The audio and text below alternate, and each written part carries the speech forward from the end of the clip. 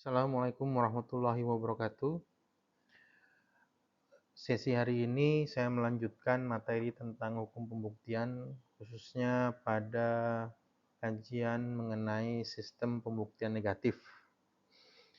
Sistem pembuktian negatif ini mengandung makna bahwa hakim dalam membuat keputusan berdasarkan keyakinan hakim dan dua alat bukti yang sah berdasarkan undang-undang.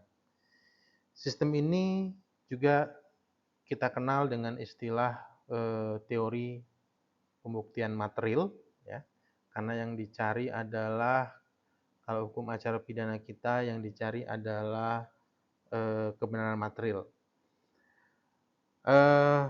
Berkaitan dengan sistem ini, maka ini satu sistem pembuktian yang diakomodir dalam hukum acara pidana di Indonesia dan dituangkan di dalam pasal 183 KUHP yang isinya menegaskan hakim tidak boleh menjatuhkan pidana kepada seorang kecuali apabila dengan sekurang-kurangnya dua alat bukti yang sah.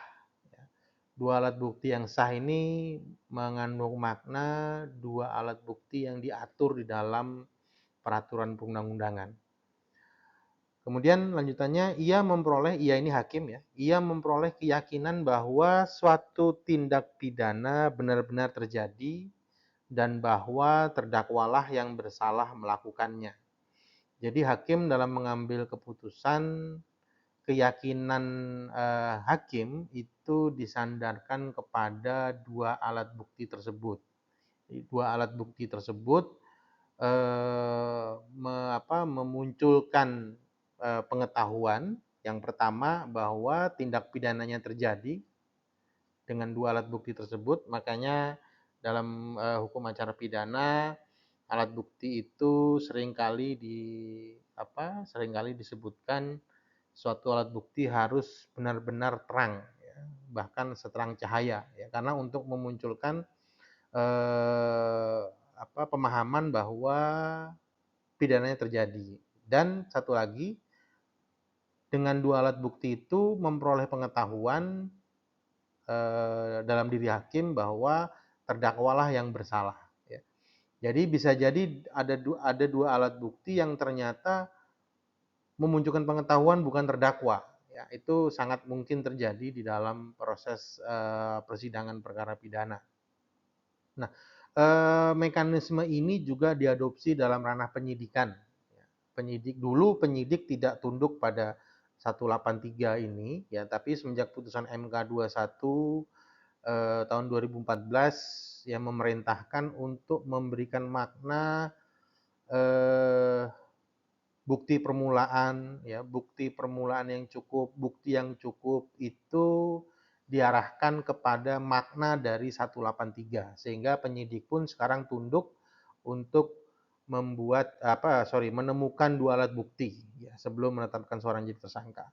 Nah, mekanismenya berkaitan dengan sistem ini, ya, maka dari proses pembuktian yang dilakukan oleh kedua belah pihak, yaitu pihak jaksa dan pihak terdakwa melalui kuasa hukumnya, majelis hakim akan bermusyawarah untuk mengkonstruksikan pertimbangan hukum. Nah, di mekanisme pertama ini perlu saya tegaskan bahwa sebenarnya yang melakukan pembuktian itu adalah jaksa, ya, karena dia yang mendalilkan, dia yang membuktikan. Tapi pihak terdakwa itu bukan dalam konteks membuktikan yang diartikan oleh KUHP, yaitu membuktikan siapa yang bersalah, tapi membuktikan atau mendalilkan untuk membantah pembuktian dari pihak jaksa. Nah, kemudian setelah majelis hakim bermusyawarah, apa yang terjadi dalam musyawarah tersebut?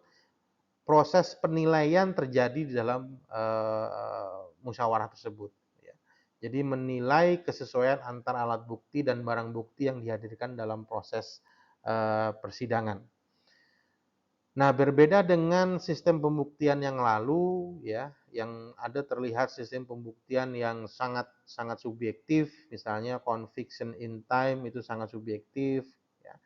Kemudian ada yang berharap juga sangat objektif yang hanya mengandalkan alat bukti, tapi kalau yang pembuktian negatif ini terjadi keseimbangan antara subjektivitas hakim yang disandarkan kepada keyakinan, tapi keyakinan itu dibatasi dengan objektivitas melalui alat bukti.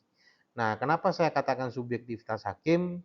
Karena banyak sekali di dalam ruang-ruang persidangan, ruang-ruang perkuliahan yang memandang bahwa putusan hakim itu ketika diputus itu adalah objektif. Ya, saya ingin membantah hari ini bahwa keyakinan hakim atau putusan hakim itu sifatnya ada subjektifnya dan ada objektifnya.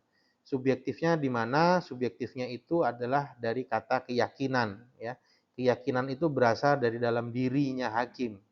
Artinya itu pasti subjektif karena hakim kenapa di kita menggunakan tiga minimal ganjil ya, ganjil minimal tiga, itu salah satu untuk mengekang subjektivitas yang tinggi.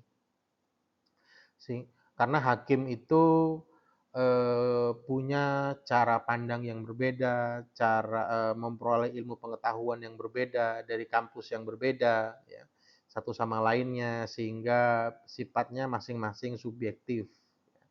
Nah, pertegangan subjektif dari masing-masing hakim itulah dibatasi oleh alat bukti. Nah, alat bukti itu sebagai unsur dari pendekatan empirik ya, karena dia bisa diindrawi, bisa dilihat, bisa didengar, bisa dibaca, bisa disentuh sehingga mampu mereduksi subjektivitas yang ada dalam diri hakim.